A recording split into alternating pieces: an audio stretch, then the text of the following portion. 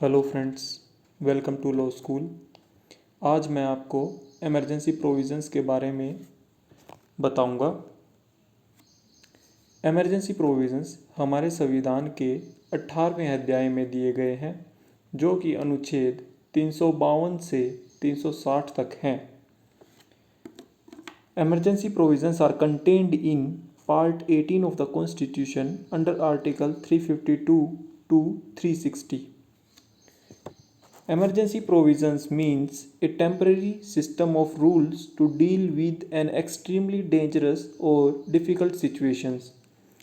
कठिन समय में बनाए गए रूल्स जो कि कुछ समय के लिए लागू कर दिए जाते हैं, उन्हें इमरजेंसी प्रोविजंस कहा जाता है।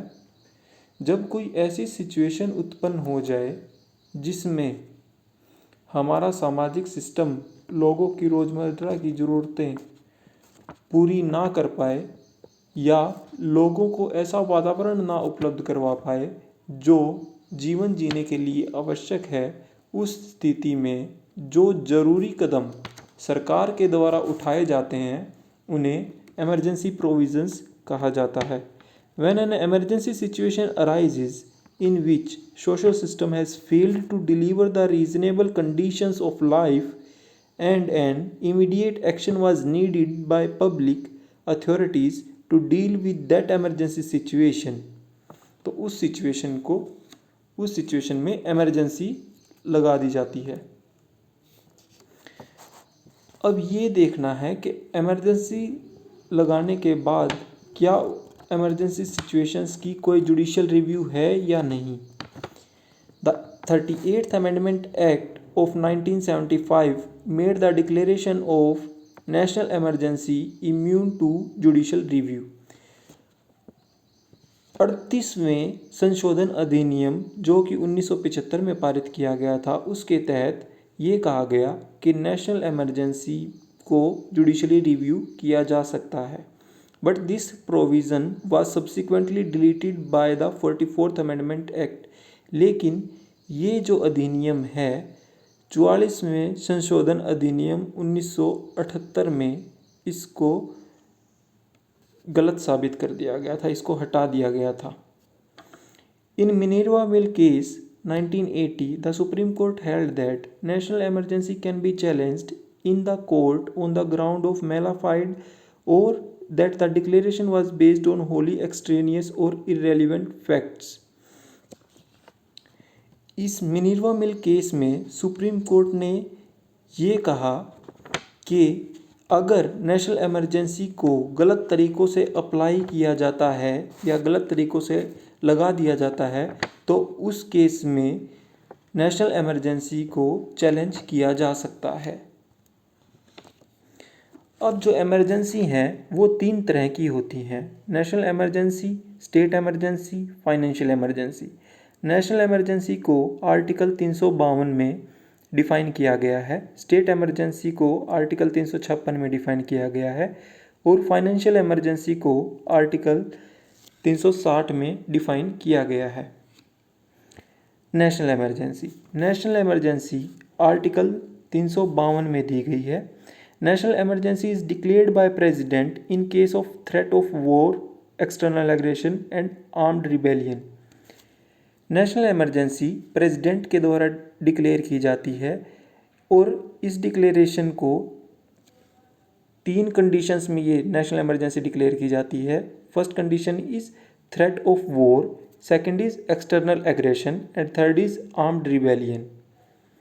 National emergency is declared in whole of the country as well as any part thereof. National emergency को या तो पूरे देश में लगा दिया जाता है या उस देश के किसी हिस्से में भी लगा सकते हैं।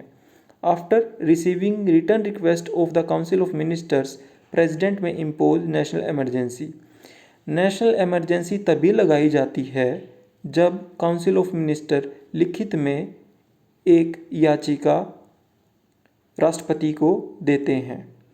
प्रेसिडेंट में revoke this emergency at any time. राष्ट्रपति इस इमरजेंसी को किसी भी समय वापस ले सकता है।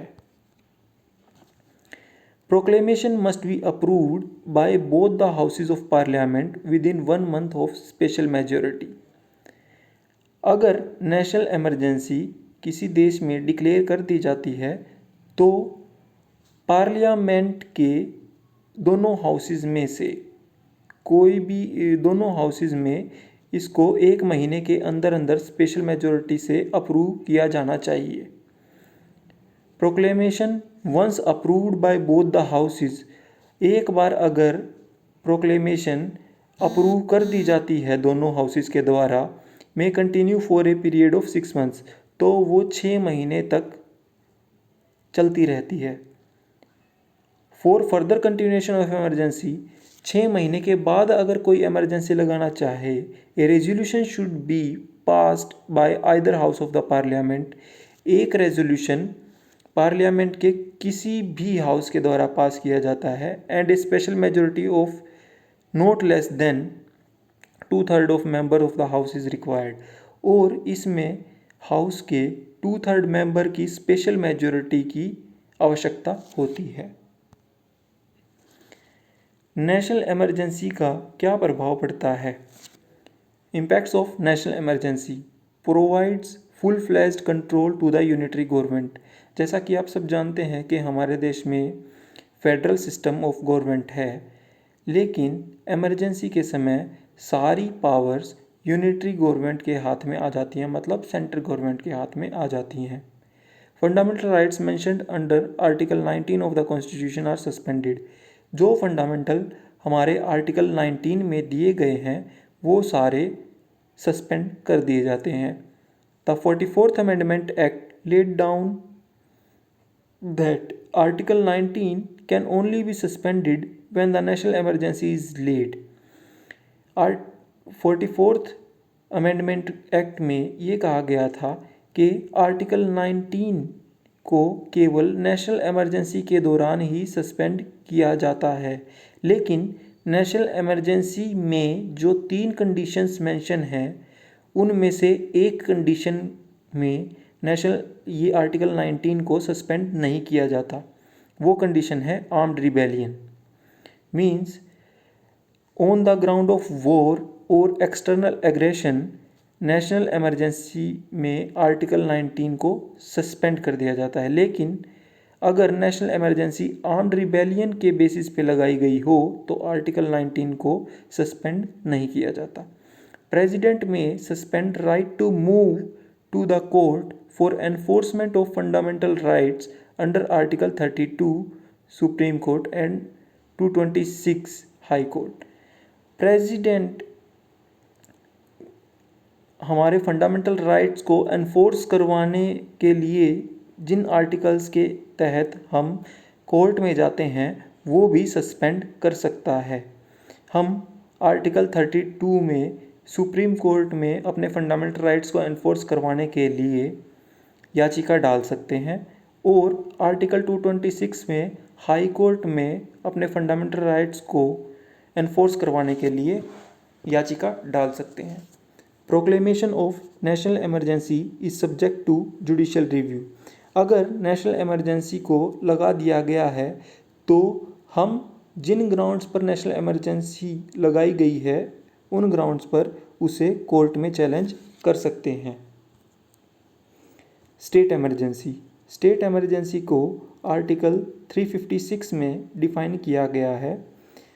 Governor will have to report to the president, and if the president satisfied that a situation has arises when the state government cannot be carried in accordance with the constitutional provisions, he may impose state emergency।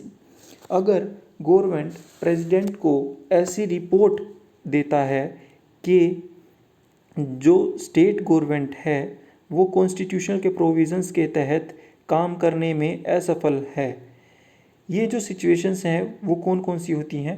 जैसे breakdown of law and order, अगर law and order किसी राज्य में maintain ना किया जाए, माल administration, political instability और corruption, इन conditions के अंदर स्टेट इमरजेंसी अगर प्रेसिडेंट चाहे और सेटिस्फाई हो जाए तो लगा सकता है।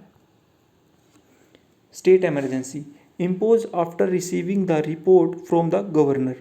गवर्नर के द्वारा रिपोर्ट आने के बाद ही स्टेट इमरजेंसी को लगाया जा सकता है। Proclamation must be approved by both the houses of parliament with in 2 months of after the proclamation. ये जो प्रोक्लेमेशन है वो पार्लियामेंट के द्वारा 2 महीने के अंदर अप्रूव की जानी चाहिए। Special majority is required to approve an emergency resolution. इसको अप्रूव करने के लिए स्पेशल मेजॉरिटी की आवश्यकता होती है। The proclamation of state emergency may continue for a period of 6 months। अगर एक बार प्रोक्लेमेशन को अप्रूव कर लिया जाए तो वो 6 महीने तक वैलिड रहती है। इमरजेंसी कैन बी रिवोक्ड और further extended by the parliament. इस इमरजेंसी को पार्लियामेंट के द्वारा कभी भी वापस लिया जा सकता है और एक्सटेंड भी किया जा सकता है। मतलब 6 महीने के बाद भी यह इमरजेंसी लगाई जा सकती है। किसके द्वारा? पार्लियामेंट के द्वारा। Impact of state emergency. State emergency के क्या प्रभाव पड़ते हैं? All the executive powers comes under the hands of the president. State में जितनी भी एग्जीक्यूटिव पावर्स गवर्नर के द्वारा एक्सरसाइज की जाती थी वो सारी पावर्स प्रेसिडेंट के हाथ में आ जाती हैं। The state assembly either dissolve और सस्पेंडेड। जो स्टेट असेंबली है मतलब लेजिस्लेचर ऑफ द स्टेट वो या तो डिसॉल्व कर दी जाती है या सस्पेंड कर दी जाती है, क्योंकि सारे फैसले सारे डिसीजंस पार्लियामेंट के द्वारा लिए जाते हैं। The union government has absolute control over the state except the judiciary. Central government का स्टेट पर पूरा कंट्रोल होता है, लेकिन उस स्टेट की जुडिशरी पर सेंट्रल गवर्नमेंट का कोई प्रभाव नहीं पड़ता। The proclamation of the state emergency is subject to judicial review and its constitutional validity can be challenged in the court of law. ये जो प्रोक्लेमेशन है स्टेट इमरजेंसी का उसकी जुडिशियल रिव्यू हो सकती है, मतलब उसको कोर्ट में चैलेंज किया जा सकता है। अब है financial emergency. Article 360। When the financial stability of India is threatened then the president may impose the financial emergency. जब फाइनेंशियल इंस्टेबिलिटी आ जाए भारत के अंदर, मतलब पैसों की कमी हो जाए या उधार पड़ जाए, तो उस केस में प्रेसिडेंट अगर चाहे तो फाइनेंशियल इमरजेंसी लगा सकता है। The proclamation must be approved by both the houses of parliament with in 2 months after the proclamation. Emergency की ये प्रोक्लेमेशन लगाने के बाद 2 महीने के अंदर पार्लियामेंट के दोनों हाउसेस के द्वारा यह प्रोक्लेमेशन अप्रूव की जानी चाहिए।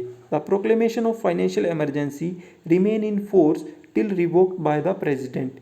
इस प्रोक्लेमेशन में कोई टाइम पीरियड नहीं दिया गया है और फाइनेंशियल इमरजेंसी तब तक लगी रहती है जब तक उसे प्रेसिडेंट के द्वारा वापस ना लिया जाए।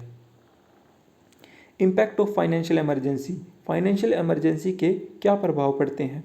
All executive powers comes under the hand of president.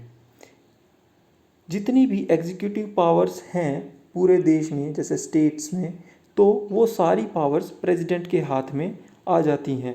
The president may give directions to reduce salary and allowances of persons serving the state और द यूनियन इंक्लूडिंग द जजेस ऑफ द सुप्रीम कोर्ट। जो राष्ट्रपति है वो यह निर्देश दे सकता है कि जो भी व्यक्ति स्टेट और सेंटर में कार्यरत है उसकी सैलरी को घटाया जा सकता है या पेंशन को घटाया जा सकता है।